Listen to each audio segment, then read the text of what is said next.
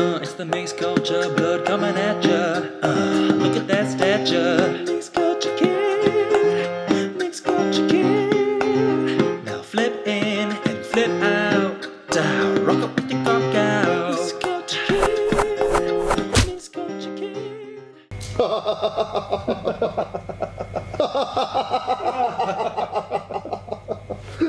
Oh, hey, didn't even see you there. Another episode of Mixed Culture Kid coming at you from Shanghai at the beautiful Shunmi Cafe with my main man, Sevag Kazanci, who is the apparel and accessories developer for the multi-million company Toms. If you don't know who Toms are, who are they? It's a shoe brand. Started as a shoe brand, grew into other products now. We do eyewear, and looking into some other products for 2014, but basically it's a shoe brand where for every pair of shoes we sell, give a pair of shoes to a child in need. He is a Armenian born in Turkey, but lives in the whitest place in the earth in the Orange County in LA. So can you tell us a little bit about how that was growing up? It was interesting. Growing up, I always wanted to assimilate to the local culture. So, growing up in Orange County, which is predominantly a white culture, I was always angry about the fact that I had a funky name, that it was hard to say.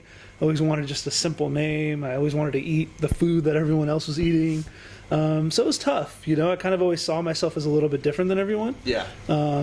But yeah, at that time, it seemed so weird and I was so afraid of it, but now it's something I'm really proud of to me. So as a mixed culture kid with a Chinese background, my mother's Chinese, there are some stereotypes that we find quite funny within other Chinese parents. Like, for example, I don't know, people who have Chinese mums, you guys might have had to been forced to play piano or violin, or we had math tutoring that we had to do on the weekends. Is there anything like that's stereotypical within an Armenian family that goes, yeah, my mom used to do the exact same thing? Yeah. If you've watched the movie My Big Fat Greek Wedding, my family hits that pretty darn close. Too good. Yeah. One last thing I really want to talk to you about is I know right now in the world, young people are having a tough time, especially in the States with the recession, having trouble finding a job. But not just finding a job that they want to do rather than they get pushed into one by default. Now, I know maybe not fashion was something that you wanted to get into, but you did become passionate about it. Totally. So for people who are out there going, man, and who overthink it, I wanna find a job that I think I'll be good at, rather than just, what sort of advice can you give those people who are stuck trying to find passion? Yeah. I think, my advice, and I live by this, is you're either doing or you're not doing.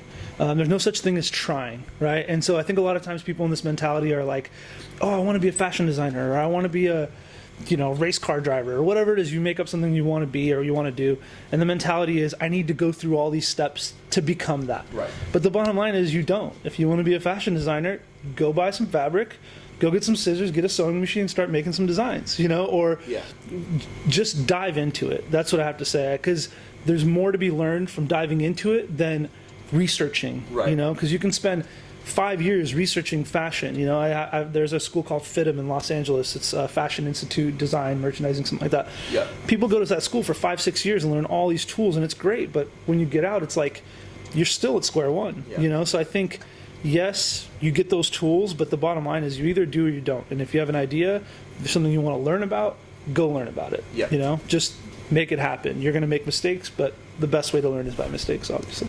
If you're not taking that step, then you're really not moving forward. You're just standing still. And the best way to learn is by making mistakes, bottom line. Listen up, guys, for sure. Yeah. Because, man, I think you got to risk it. Yeah. Risk it for the biscuit. Exactly. Right? Yeah. Well, Sevag, awesome. Thanks, man. I appreciate your time. Of course. And let's seal it with a Chinese seal of thumb. That's what they do in China, right? Awesome. Boom. Friends forever. Nice. Guys, thanks for watching Mixed Culture Kid. Find me on Instagram at Mixed Culture Kid, Facebook or Twitter. Again, all Mixed Culture Kid. Tune in next week. Cheers, guys. Peace. Peace. It's the mixed culture, blood coming at ya. Look at that stature. Mixed culture kid, mixed culture kid. Now flip in and flip out. Rock up with your cock out. Mixed culture kid, mixed Mixed culture kid. Mixed culture.